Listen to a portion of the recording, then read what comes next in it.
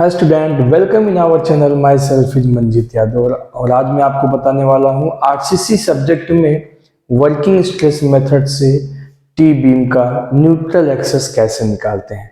आज हम लोग टी बीम स्टार्ट करने वाले हैं। सिंगली रेनफोर्स्ड टी बीम, आपके सिलेबस में सिंगली रेनफोर्स्ड टी बीम है, डबली रेनफोर्स्ड टी बीम नहीं है। देखो टी बीम होता क्या है, जब स्लैब और बीम दोनों में कंक्रीट की जो कास्टिंग होती है जब एक साथ कर दी जाती है तो वहां पर टी बीम बनता है।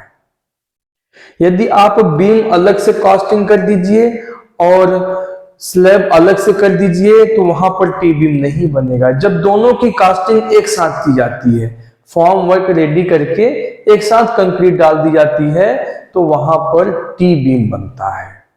ठीक है, होता क्या है इसमें, जो आपका स्लैब है, स्लैब का कुछ एरिया बीम के कंप्रेसिव एरिया के मूवमेंट ऑफ रेजिस्टेंस को इंक्रीज कर देती है तो वहां पर टी बीम बनता है। ठीक है, तो आइए टी बीम बनाते हैं। सबसे पहले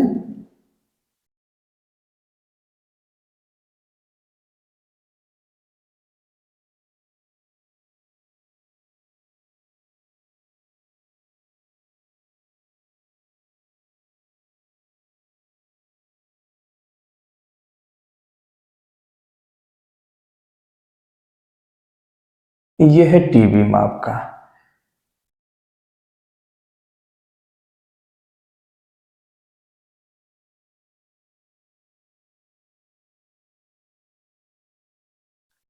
ठीक है, यहां नीचे स्टील प्रोवाइड किया गया है टेंसाइल एरिया में।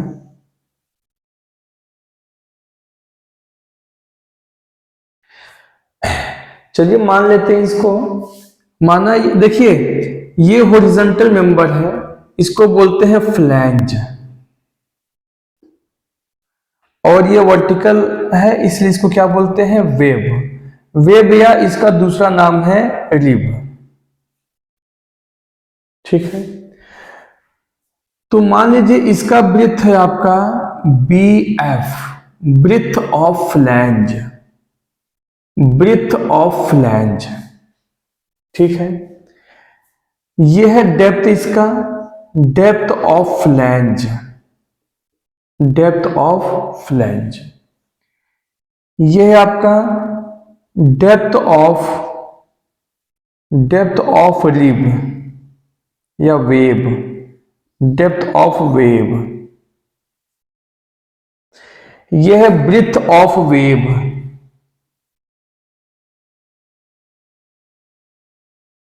ठीक है, अगर स्टील के सेंटर से ले लेंगे डिस्टेंस तो ये हो जाएगा effective depth of T beam, effective depth of T beam. नीचे तक लेंगे तो total depth of T beam, total depth of T beam. देखिए यहां से यहां तक का डेप्थ यदि लेंगे तो क्या हो जाएगा, total depth of T beam. यहां स्टील के सेंटर तक लेंगे तो क्या हो जाएगा, effective depth of T beam.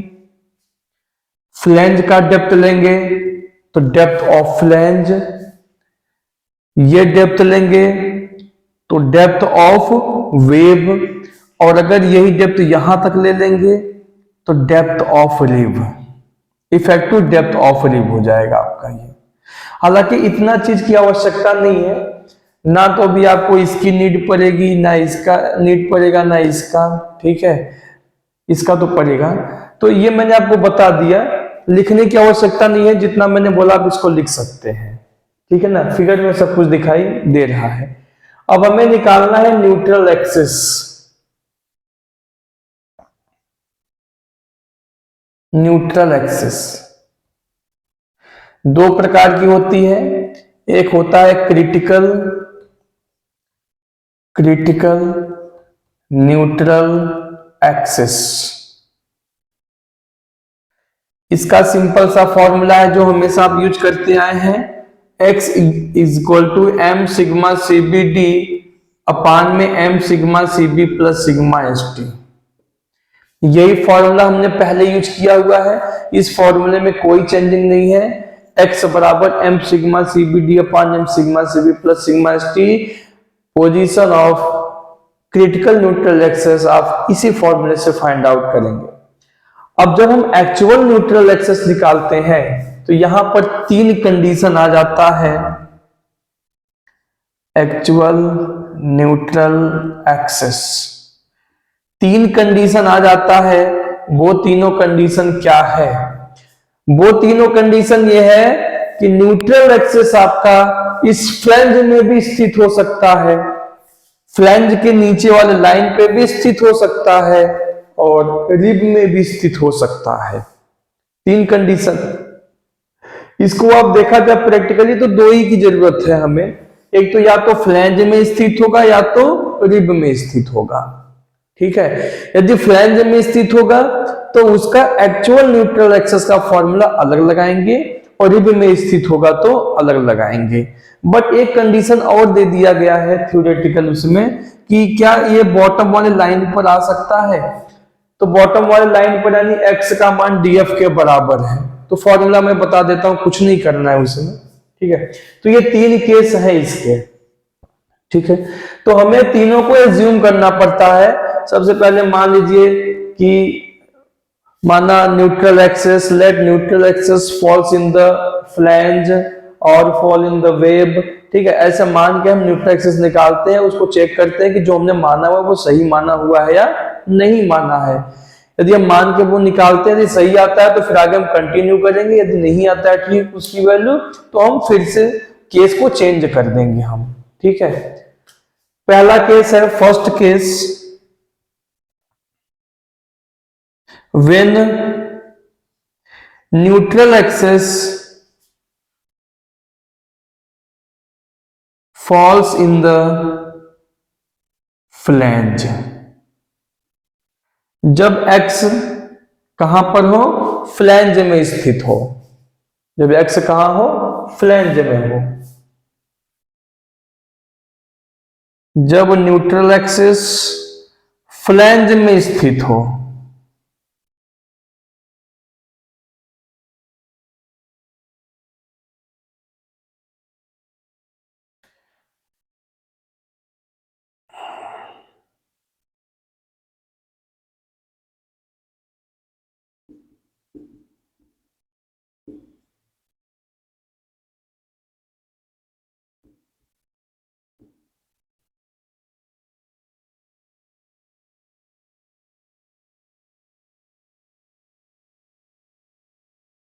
Hindi में भी लिख दिया मैंने।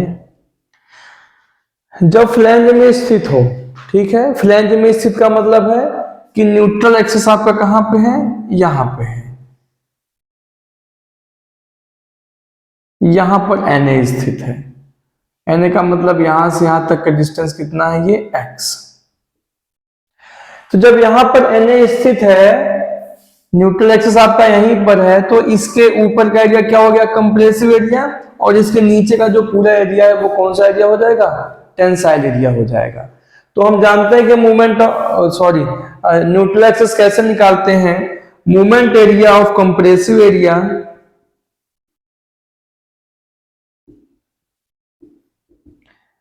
Is equal to movement area of tensile area. आप लोग पहले ऐसे सॉल्व करते आए हैं, इस तरीके से फॉर्मूला बनाए हैं खूब ढेर सारे। तो movement area of compressive area, इस कंप्रेसिव एरिया का मूवमेंट निकालेंगे आप, area into perpendicular distance. Area कितना हो जाएगा? ध्यान से समझना है, फॉर्मूला हम बनाते कैसे हैं, मेन चीज यही है कैसे बनाते हैं, इससे आपको रटना न पड़े, कभी आप भूल जाओ फॉर्मूला तो बना सको। तो कंप्रेसिव एरिया कैसे लेंगे? देखिए, बी एफ इंटू एक्स, ये तो हो गया compressive area, B F into X area into centre से डिस्टेंस। ये जो B F into D F आपने लिया, बी एफ इंटू एक्स जो आपने लिया हुआ है कंप्रेसिव एरिया, इसका एक सेंटर पॉइंट होगा। तो मान लो इस कंप्रेसिव एरिया का सेंटर पॉइंट कहां पर है? यहां पर है। तो यहां से लेके यहां तक का ये डिस्टेंस लेंगे Na पे। तो ये डिस्टेंस का कितना है आपका x/2 है, क्योंकि पूरा x है तो ये कितना हो जाएगा x/2। तो यहां पर परपेंडिकुलर डिस्टेंस कितना है x/2 is equal to moment area of tensile area. अब इसके नीचे का पूरा एरिया क्या है टेंसाइल एरिया, बट आप जानते हैं कि टेंसाइल एरिया में हम सिर्फ स्टील बार लेके चलते हैं।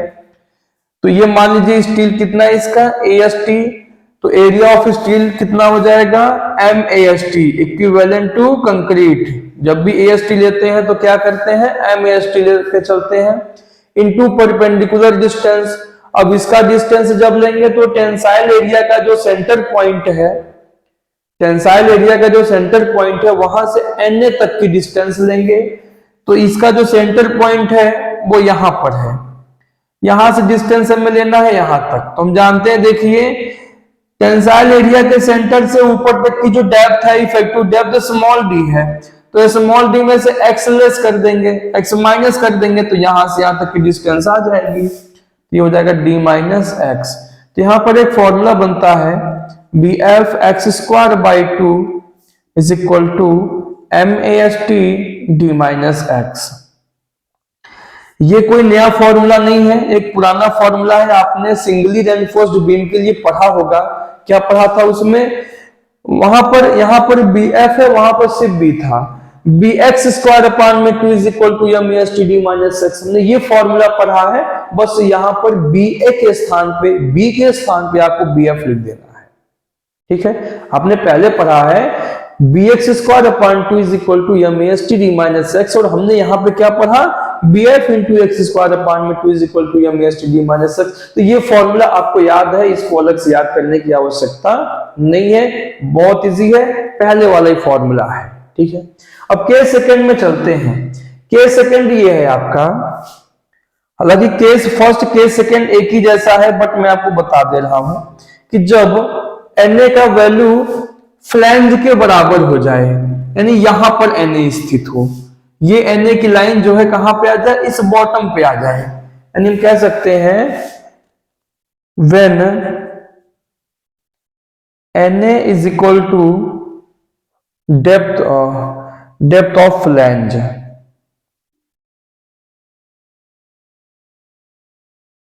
यानी DF, जब x का वैल्यू DF के बराबर हो जाए, कुल मिला के जब x का वैल्यू क्या हो जाए DF के बराबर हो जाए, तो क्या हो जाएगा इसी फॉर्मूले में जहां पर x लिखा है वहां पर क्या लिख देंगे DF, जहां पर x लिखा है वहां पर क्या लिख देंगे DF। ये हो जाएगा BF इंटू DF का square is equal to MAST d minus DF। तो एक नया फॉर्मूला बन गया। हालांकि यहां से हमें जो है न्यूट्रल एक्सिस का पोजीशन नहीं मिल रहा है, न्यूट्रल एक्सिस की पोजीशन नहीं मिल रही क्योंकि x यूज ही नहीं किया गया है, या DF ही आपका x है, तो कभी कभी ये फॉर्मूला यूज में आ जाता है, ठीक है, कभी कभी ये फॉर्मूला क्या होता है यूज में आ जाता है। तो ये केस सेकंड था आपका। अब केस थर्ड की तरफ चलते हैं हम। केस थर्ड में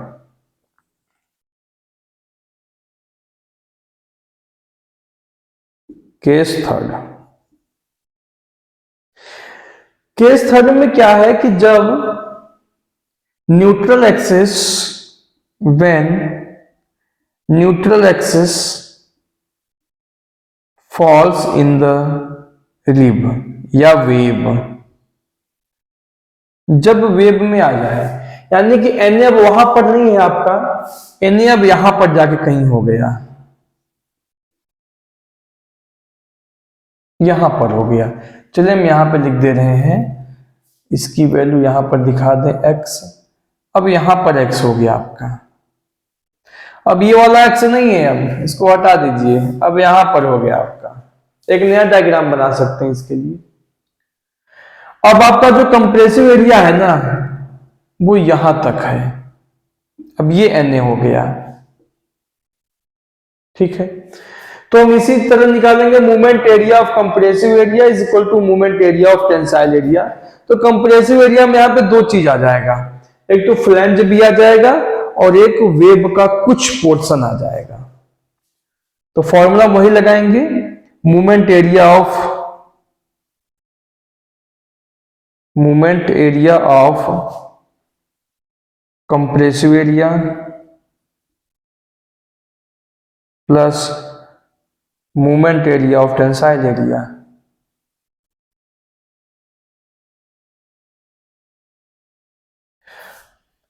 अब कंप्रेसिव एरिया में भी दो आ गया, एक तो फ्लैंज, दूसरा रिब। यहां पे ध्यान से देखना है फॉर्मूला आपको।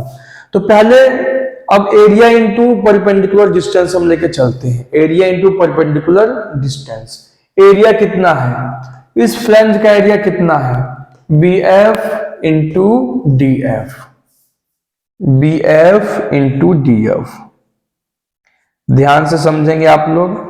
ये हो गया आपका फ्लैंज का एरिया, यानी कंप्रेसिव एरिया में ही किसका, फ्लैंज का एरिया। कंप्रेसिव एरिया में फ्लैंज भी है और थोड़ा सा वेब भी है, तो दोनों का हम अलग अलग करके प्लस करके ले लेंगे। तो पहले हम फ्लैंज का निकाल रहे हैं, तो B F into D F क्या हो गया आपका, ये फ्लैंज का एरिया इंटू परपेंडिकुलर डिस्टेंस। इस फ्लैंज के सेंटर से एन ए तक की डिस्टेंस लेना है। इस फ्लैंज का सेंटर से यहां तक की डिस्टेंस, ठीक है।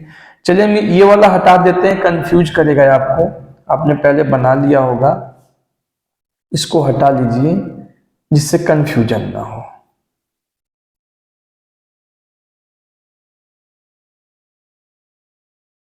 वो फर्स्ट केस के लिए था, ठीक है। तो फ्लैंज का एरिया का सेंटर मान लीजिए यहां पर है, तो ये डिस्टेंस हमें लेना है। और ये डिस्टेंस कितना है, ये डिस्टेंस है आपका यहां से यहां तक x है, और ये है df बाई टू। भाई ये पूरा डेप्थ ऑफ फ्लैंज है, तो डेप्थ ऑफ फ्लैंज के बीच में ही है, तो ये डिस्टेंस कितना है आपका, df बाई टू है, ठीक है। तो यहां से यहां तक x है, x में से df बाई टू माइनस कर देंगे, तो x minus df by two. तो ये तो हो गया आपका जो फ्लैंज है उसका मोमेंट एरिया है, ठीक है। प्लस रिब का अब मोमेंट एरिया निकालेंगे, तो रिब का एरिया लीजिए, रिब आपका इतना है, इतना रिब है, इसका एरिया कैसे निकालेंगे, ये लेंथ है आपका बी डब्ल्यू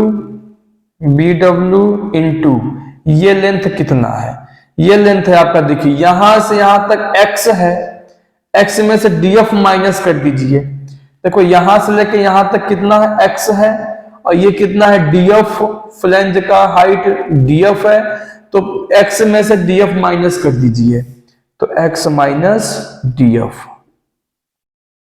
ये लेंथ कितना है, x माइनस df।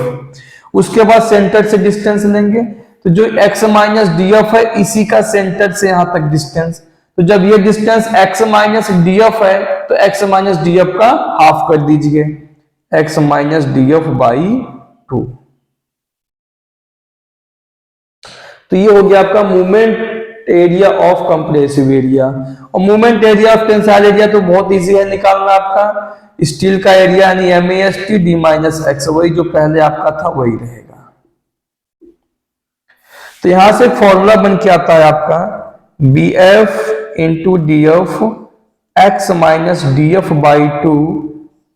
फॉर्मूले में ध्यान देंगे ये DF बाई टू सिर्फ DF पे अपान में 2 है, plus BW X minus DF into X minus DF, तो एक्स माइनस DF का होल स्क्वायर हो जाएगा ये, और बाई टू अलग है ये, ठीक है, दो अलग है ये, एक्स माइनस DF पूरे का बटा 2 है ये, is equal to MAST d minus x.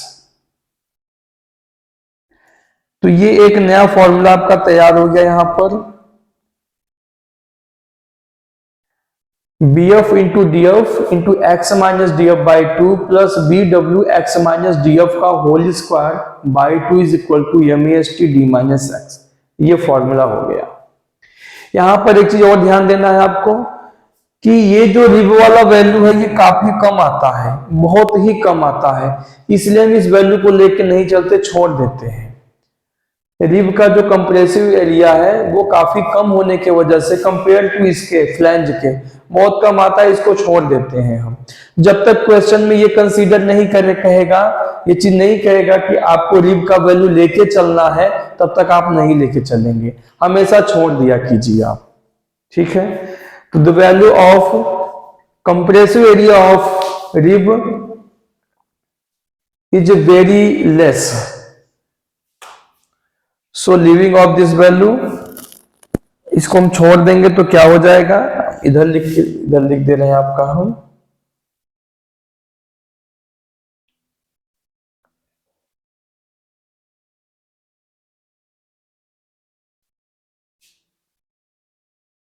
the value of rib is very less, so leaving of this value, ये वैल्यू हम छोड़ देंगे इसको, तो क्या हो जाएगा फॉर्मूला आपका, B F into D F into X minus D F by two is equal to M A S T D minus X. ये भी छोटा सा फॉर्मूला बन गया। और जो केस ये वाला था ना, इससे इजी है सॉल्व करने में, ये वाला इससे काफी इजी है। ये वाला फॉर्मूला जो है केस थर्ड वाला, इससे काफी इजी है। इसलिए देखिए, हमें ना हमेशा क्वेश्चन में मानना होता है कि माना इसका जो न्यूट्रल एक्सेस है वो फ्लैंज में या वेव में है, तो जब आप सॉल्व करो ना, सबसे पहले वेव में मान लिया कीजिए, क्योंकि ज्यादातर हमेशा एक्स की जो वैल्यू होती है वेव में ही आता है। ज्यादातर 80% लगभग मान के चलिए वेव में ही आता है। तो वेव में हम मान के सॉल्व करने से क्या फायदा है कि यहां पर ही इजीली सॉल्व होता है, एक दो लाइन में सॉल्व हो जाता है। और अगर आप पहले फ्लैंज में मान लिए, एक तो फ्लैंज में बहुत कम रेयर ही केस में होता है, दूसरा ये सॉल्व करने में आपको प्रॉब्लम, क्योंकि यहाँ पर एक्स का स्क्वायर है। जब एक्स का स्क्वायर है तो आप समझ रहे हैं एक्स का वैल्यू निकालने में प्रॉब्लम होगी आपको। यहाँ पर एक्स का स्क्वायर नहीं है, सिर्फ एक्स है, तो एक्स इजीली सॉल्व हो जाएगा। ये अगर मान लो 20% आपका जो है ये वेव में स्थित नहीं हुआ तो ज्यादा प्रॉब्लम नहीं होगा, एक दो लाइन ही तो सॉल्व करना है आपको, फिर फ्लैंज में मान के सॉल्व करेंगे आप। ठीक है, तो मैं समझता हूं कि आपको ये अच्छे से समझ में आ गया होगा। तो आज का ये टॉपिक था न्यूट्रल एक्सेस। न्यूट्रल एक्सेस में दो टाइप का न्यूट्रल एक्सेस होता है, क्रिटिकल और एक एक्चुअल। एक्चुअल में हमने 3 कंडीशन आपको बता दिया, क्रिटिकल में तो कोई प्रॉब्लम था नहीं, सिंपल सा फॉर्मूला है, x is equal to m sigma cvd upon m sigma cv plus sigma st। और एक्चुअल में जो है 3 कंडीशन आता है। 3 कंडीशन प्रैक्टिकली 2 ही कंडीशन है, बस एक कंडीशन केवल नाम के लिए है वो। तो पहला कंडीशन क्या था कि जब x neutral axis falls in the flange, जब फ्लैंज में x की वैल्यू होती है, यानी x जो हमारा वो फ्लैंज में स्थित है, तो फॉर्मूला हो जाता है bf into X square upon में 2 is equal to M S T D minus X. दूसरा कंडीशन ये है कि यदि आपका न्यूट्रल एक्सेस जो है वो फ्लैंज के नीचे बॉटम वाले लेवल पे दिया जाए, नीचे वाला लाइन पे आ जाए, यहाँ पे आ जाए, यानी x का वैल्यू df के बराबर हो जाएगा, तो वहीं पर x का वैल्यू df रख देंगे आप, तो bf इंटू df का square by 2 is equal to M S T D minus df हो जाएगा। ठीक है, उसके बाद जो है, या मान लो x की ही वैल्यू यदि आपको निकालना है, तो जहां पर df था आपने df का स्क्वायर कर दीजिए, यहां पर x ही रहने दीजिए, तो x का पोजीशन तो मालूम हो ही जाएगा। हालांकि ये न्यूट्रल एक्सेस निकालने के लिए यूज नहीं होता है, क्योंकि x df के बराबर है, तो जब df का वैल्यू हो सकता है हमें दिया गया है तो x के बराबर ही है वो, ये कहीं ना कहीं फॉर्मूला यूज होता है वहां के लिए है। और नंबर थर्ड जो केस है आपका, जब x यानी neutral axis falls in the wave और लिव या लिव या वेव में स्थित होता है, तब आपका न्यूट्रल एक्सेस होता है bf into df into X minus df by 2 plus bw X minus df का whole square by 2 is equal to M S T D minus X. But the value of rib is very less, काफी कम होता है, इस वजह से उस value को हम छोड़ देते हैं। उस केस में आपका जो फॉर्मूला बन जाएगा bf into df X minus df by 2 is equal to M S T D minus X. चलिए हम फिर मिलते हैं नेक्स्ट लेक्चर में, वहां पर आपको बताएंगे मूवमेंट ऑफ रेजिस्टेंस कैसे निकालेंगे। और मूवमेंट ऑफ रेजिस्टेंस में भी यही केस चलेगा, जब ओवर एनफोर्स्ड बीम आएगा तो यही केस चलेगा वहां पर भी। अंडर एनफोर्स्ड में तो ये केस नहीं चलेगा, बट ओवर एनफोर्स्ड वाले में ये केस आपका चलेगा। ठीक है।